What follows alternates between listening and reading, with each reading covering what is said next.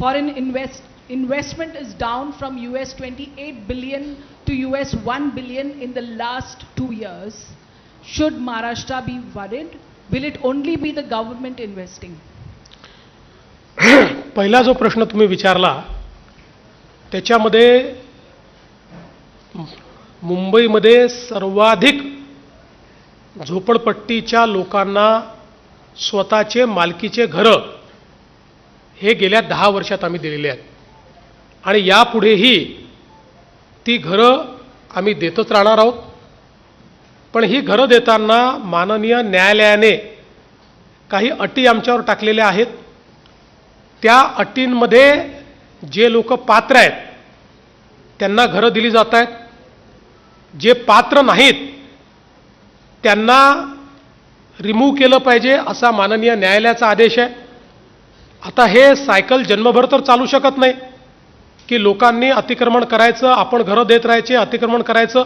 म्हणून न्यायालयाने cut off date टाकलेली आहे. ती मागच्या काळात आपण वाढवलेली आहे. आता त्याच्यानंतरचे जे लोक आहेत त्यांना न्यायालयाच्या आदेशाशिवाय किंवा परवानगीशिवाय आपल्याला घरं देता येत नाहीत. आणि विशेषतः काही ठिकाणी स्पेसिफिकली माननीय उच्च न्यायालयाने टाईम बाउंड पद्धतीनं कारवाई करायला सांगितलेली आहे.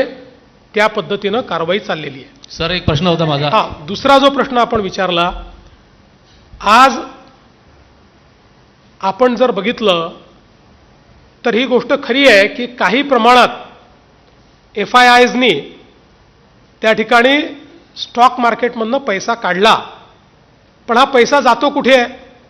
हा पैसा चाललाय डेटा सेंटरमध्ये. आणि देशामध्ये,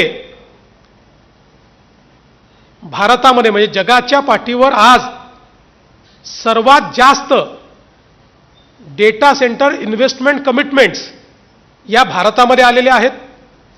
जवळपास आत्तापर्यंत $40 बिलियन डेटा सेंटरच्या कमिटमेंट्स या वेगवेगळ्या स्टेजवर आहे. आणि मला सांगताना आनंद वाटतो की यातही नंबर 1 महाराष्ट्र आहे. यातल्या जवळपास 55% डेटा सेंटर कमिटमेंट्स या महाराष्ट्रात आलेल्या आहेत.